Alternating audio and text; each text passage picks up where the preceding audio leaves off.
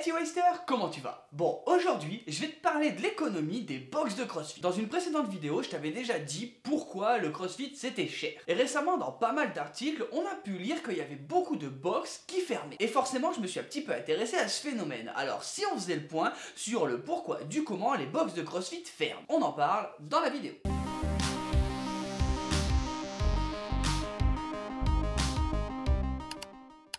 Je pense que j'ai pas besoin de te le rappeler, mais oui, le CrossFit, et ça a un petit peu de succès. Mais dis-moi pas que c'est pas vrai. Et c'est pour ça qu'on a vu fleurir des box un petit peu partout. Résultat, youhou, tu peux woder partout, et ça c'est génial. Et puis un jour, sans prévenir, C'est le drame. ton honneur t'apprend que ta box ferme. Et là, oui, t'es tout triste. Et surtout, tu rentres dans une espèce d'état qui est plein d'incompréhension.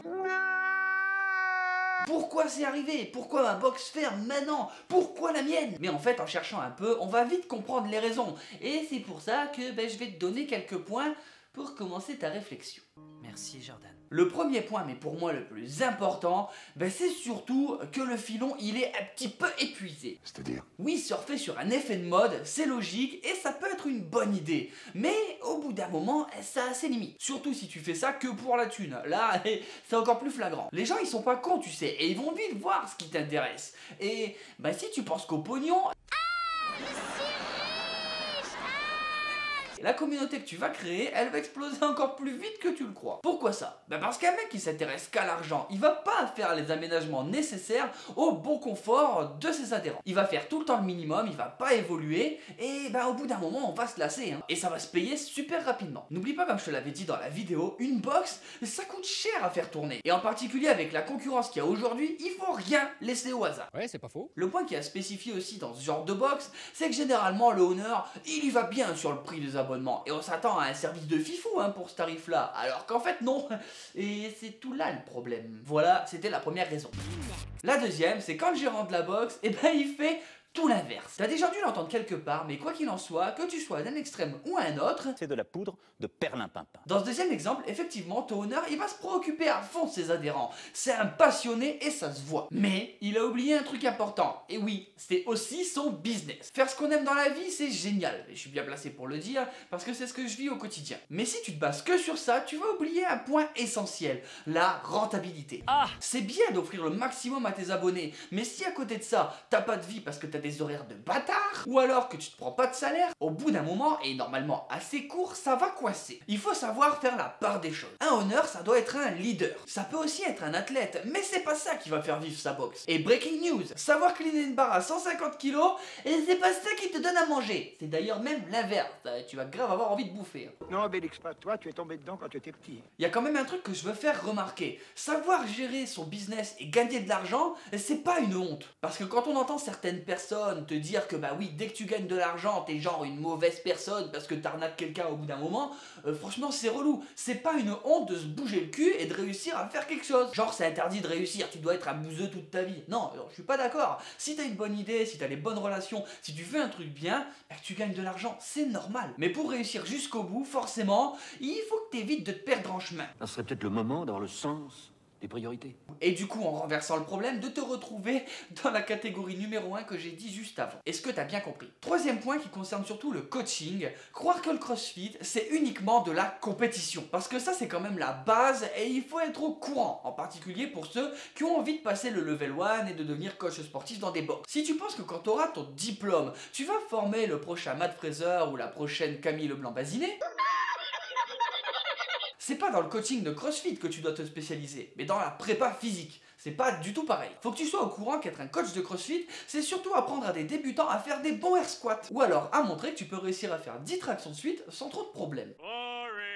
N'imagine vraiment pas que tu vas te transformer en coach de star. Sinon, ton coaching, il va être pourri. Et si t'as des coachs comme ça qui se prennent pas pour de la merde dans ta box, dis-toi que ça peut t'amener quelques problèmes. On va constamment te pousser à te dépasser. Ça, dans un sens, c'est bien. Mais si on reste dans les limites possibles. Parce que si t'as envie d'être performant, ok, c'est cool. Mais si t'as juste envie de passer un bon moment et de faire du sport, tu vas pas te classer forcément dans cette catégorie des gens qui ont envie de ramper en rentrant chez eux après un WOD. Et forcément, si tu rentres pas dans la psychologie de ce genre de coach, il va s'occuper un petit peu moins de toi. Ce qui fait qu'au bout d'un moment, ta technique, ça va pas être du tout sa priorité. Quitte à faire de la merde, il s'en fout, il préfère s'occuper des gens qui l'intéressent. Et ça, bah tu te rends compte qu'à un moment, c'est pas bon. C'est quand même dommage pour un sport qui dit que tout le monde peut le pratiquer d'avoir un coach qui s'occupe pas des débutants. Enfin après, ça c'est mon avis. Quatrième point qui suit généralement l'ambiance du poids au-dessus, c'est être beaucoup trop hardcore sur le crossfit. Pardon. Ok, t'es coach, t'es honneur, c'est bien, le crossfit c'est toute ta vie, on est au courant. Mais n'oublie pas que pour 90% de tes adhérents, ce n'est qu'un loisir, qui vont pratiquer au mieux 3 watts par semaine. Alors si ta philosophie c'est de prôner le zéro écart tout le temps, le no pain no gain constant, la diète paléo ou alors le véganisme, tu vois le genre de mec à la limite du nazisme sportif, tu te rends compte quand même que tu dois faire peur à pas mal de monde avec ça. On peut être passionné de crossfit, mais ça n'empêche pas de faire des autres trucs aussi dans sa vie. Qu'est-ce qui a 2 pouces et qui s'en tape? Bob Kelso.